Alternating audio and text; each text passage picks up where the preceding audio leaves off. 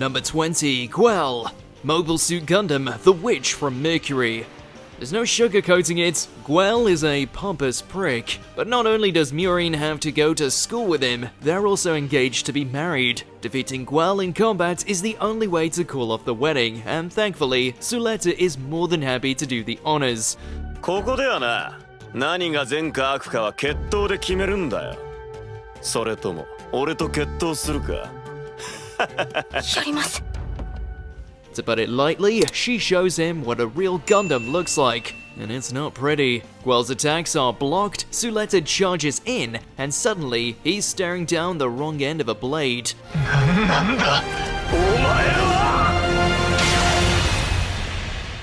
Just like that, Suletta stole both his bride and his fiancée, but wiping that smirk off Gell's face was the best prize of all. Number 19, Lloyd and Vice Principal Farman. Mashle, Magic and Muscles. In just one afternoon, Mash completely usurped Eastern Academy's corrupt power dynamics. But to be fair, they were totally asking for it. Lloyd's first and last mistake was messing with one of Mash's classmates. For his troubles, all he got was a face-first trip to the ground.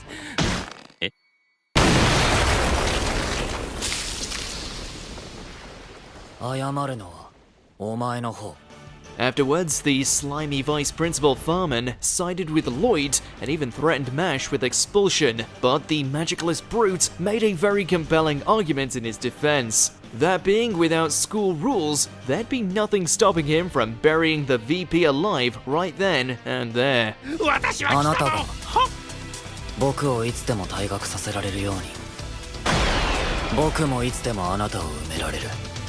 Talk about burying the hatchets. After this, odds are we won't be hearing from Farman or Lloyd ever again. Number 18, Karata, Digimon Data Squad. It takes a certain kind of villain to be hated in two worlds, especially when one is digital. Then, just when it seemed Karata would finally get his due recompense, he merged with the overpowered Belphemon. He was scary, he was arrogant, and he had the power to back it all up, or so it seemed. Quiet down, you're giving me a headache. You did all this so you could become a world ruler? What a lame reason! Lame reason? As it turned out, all of Karata's enhancements were nothing in the face of Marcus's new burst mode. Emphasis on the in-the-face part. See, Marcus and Shine Greymon didn't just take Karata down, they did it by giving him a 1-2 punch right between the eyes. A right hook has never been so satisfying.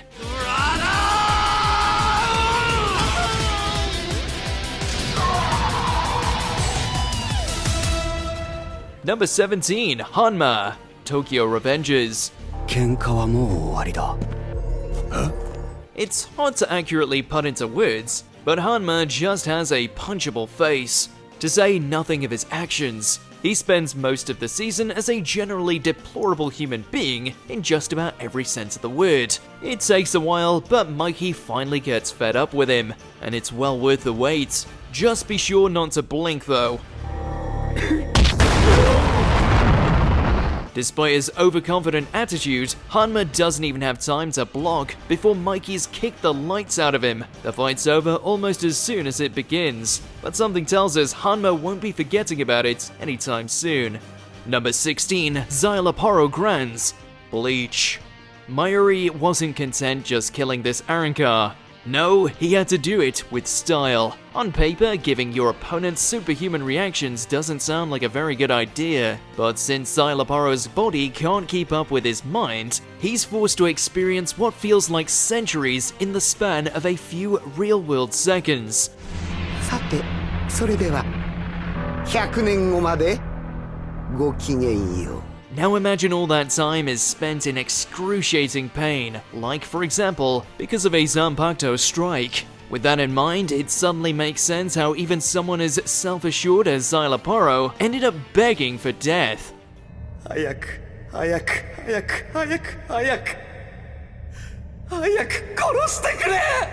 the time it reaches his heart, it definitely came as a mercy.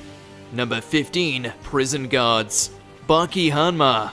As a general rule of thumb, it's best to bring more than just your fists to a gunfight, but Baki is the exception. つまりこの状況を打破できると受け取っていいかね。もちろん。 His two hands are more capable than any firearm in the world, and he proves as much during this stylish prison break. The gods are nothing more than a glorified obstacle course to him, and as such, he decides to have some fun with it. Baki steals the second shit button of every god around, for seemingly no other reason than to prove a point. ここにいる射撃手6名全員の第2ボタンだ。 Rest assured, the message was definitely received. They may be the ones with the guns, but these guards are Baki's prisoners. Number 14, the Retainers, Vinland Saga. These guys learned the hard way why you don't mess with Thorfinn. For what it's worth, he held his composure longer than most would have. But when he comes face to face with the gloating Retainers who burned his crops, Thorfinn just can't help throwing the first punch.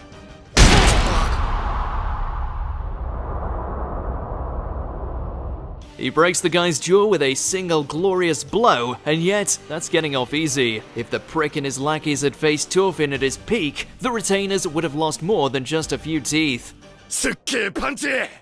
Lucky for them, Einar steps in and they escape with their lives. Of course, the same can't be said for their ego. Number 13, Clayman. That time I got reincarnated as a slime. At this Demon Lord's banquet, the only thing on the menu is a knuckle sandwich. Clayman lied, stole, and cheated to even get there, so it's only fitting that he's then knocked down a few pegs. Not by Rimuru though. He's just there to spout off with a few insults. It's Shion who gets the main event. Don't worry, she understands that revenge is a dish best served with your fists.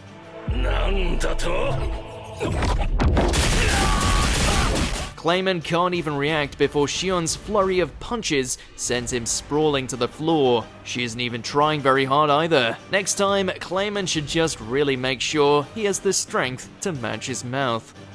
リムル様、よろしいのですか？普通、殴る前に聞くよね。Number 12, Kuroki, Tomodachi Game. じゃんけん1回勝負。勝てば1000万円。負ければそうだな。指を切断する。 This is probably the most high-stakes game of rock, paper, scissors that's ever been played. As penance for all his sleazy behavior, the gang leader, Kuroki, is gambling with his fingers. It's quite literally child's play though, and his opponent, Yuchi, even gives him a freebie if he plays rock. Despite all that, Kuroki still ends up sending his hand to the butcher. お前はグーとパーしか出せないって。ああ、この右手じゃな。 でも誰も左手を使わないとは言ってねえだろ。 In a last-minute Hail Mary, he tries to mooch his punishment onto a proxy. However, surprise surprise, no one volunteers to come to his aid. Technically, our lead passes out before any fingers are chopped, but watching Kuroki devolve into a blubbering mess is more than enough. Number 11, Ryuen, Classroom of the Elite. Torture, manipulation, general debauchery, you name it, Ryuen was probably guilty of it. He got away with it all because of his philosophy that violence solves everything. The only issue is that, as Kiyotaka soon proved, Ryuen can't take what he dishes. Neither can his lackeys for that matter. Kiyotaka disposes of Class C's grunts faster than they know what's hit them. 来るなら叫ぶなよ。 But when it comes to Ryuen, he takes his sweet time doling out payback. It's a downright cathartic thrashing, especially since Ryuen doesn't even get the benefits of a final monologue. 俺に教えてくれ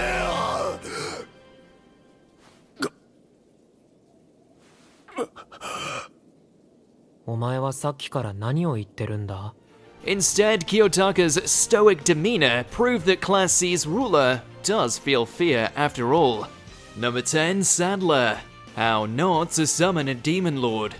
Even the vilest, most despicable villains imaginable know you should never mess with a man's harem. For some reason though, the prideful paladin Sadler thought that rule didn't apply to him. Once he set his hands on Diablo's girls, the harem protagonist got even by turning Sadler into stone. セメントロックか。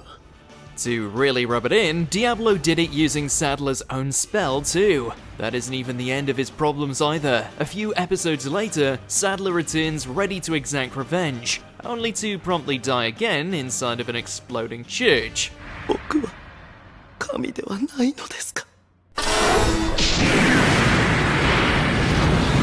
It feels a bit like overkill, but that's what you get for trying to touch Diablo's girls.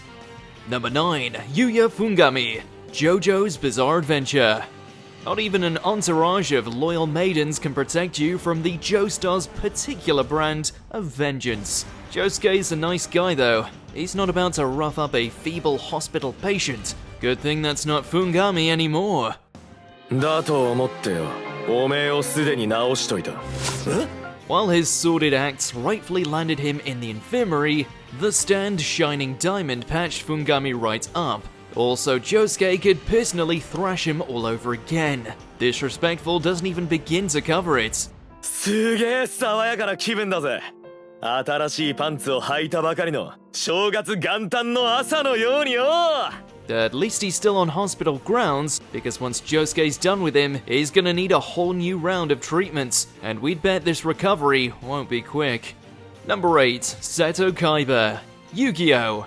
At first glance, Kaiba's haughty attitude is totally earned. He has 3 blue eyes white dragons, has just wrecked Yugi's grandpa, and is about to do the same to Yugi himself. But all of Kaiba's self-assurance still couldn't account for one thing: the power of Exodia.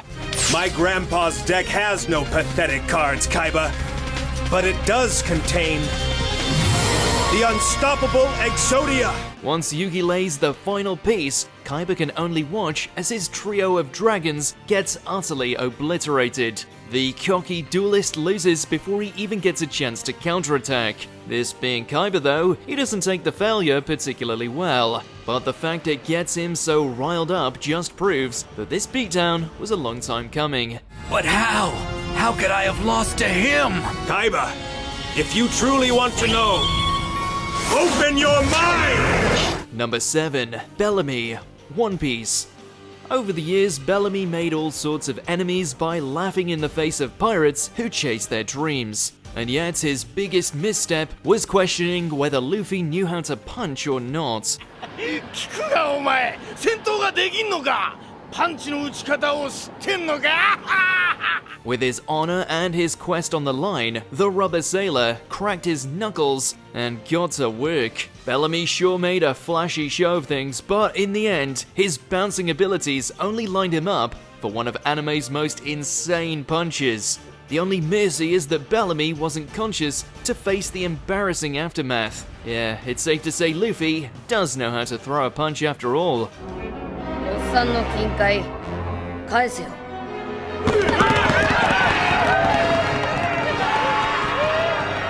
Number 6. Gary Oak, Pokemon.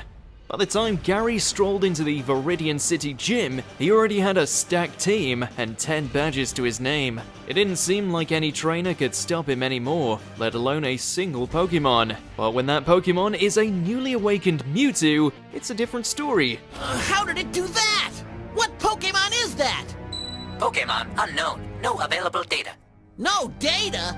For the first time on screen, Gary got a taste of bitter defeat, and it wasn't even close. Despite fighting 2-on-1, none of Gary's partners so much as scratched the legendary Pokemon. No matter how you cut it, that kind of loss is one that not even Nurse Joy can fully fix. This Pokemon's not just powerful, it's evil. Evil? Number 5. Area Uzruth, Overlord. そちらのエルフたちは準備をしないでも良いのでござるか？必要ないですね。一人で十分です。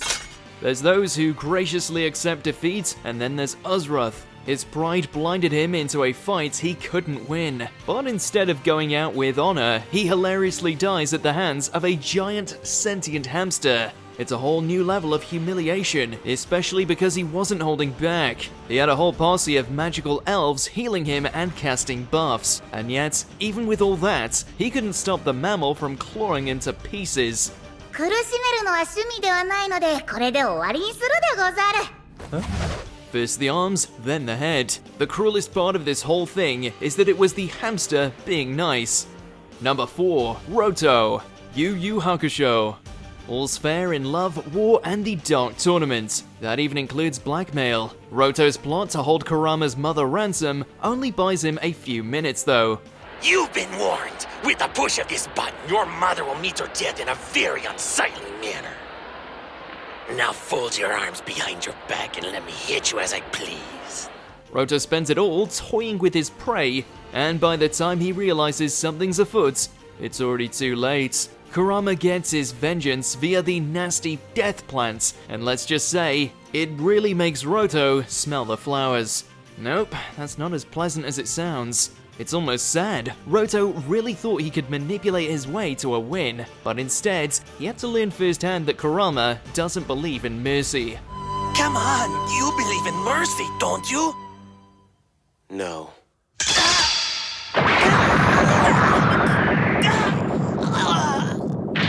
Number 3. Oberon, Sword Art Online.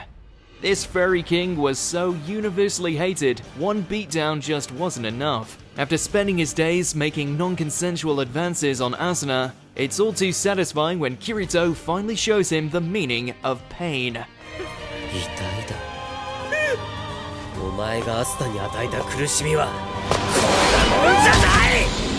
But Oberon's fate doesn't end in Alfheim Online. Back in the real world, he tries ambushing Kirito outside of a hospital. Sadly for him, this rematch doesn't go much better than their first round did.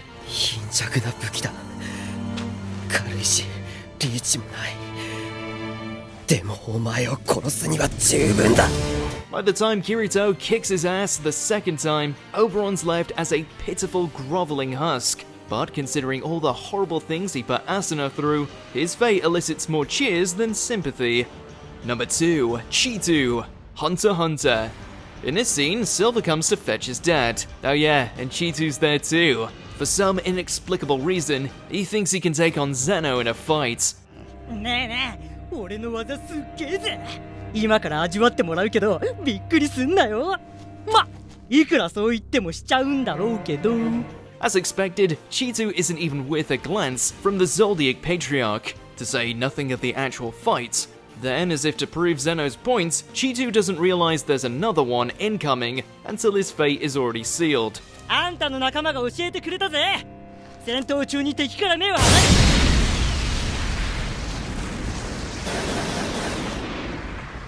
Silver crash lands right on the Chimera ant, splattering him like the bug he is. Then the two guys just continue like nothing happened. For how much Chitu hyped himself up to Zeno, he wasn't even worth getting his hands dirty. Number 1. Light Yagami, Death Note.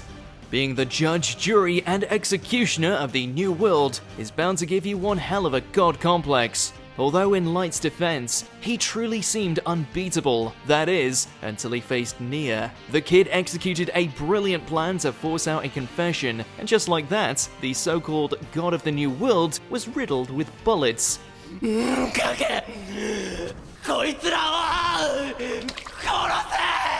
The alter ego Kira died there, but Light himself managed to crawl away. He didn't get very far though. In a poetic turn of events, Light died from the same death note he'd used to take over the world. If that's not karma, we don't know what is. Did you enjoy this video? Check out these other clips from WatchMojo, and be sure to subscribe and ring the bell to be notified about our latest videos.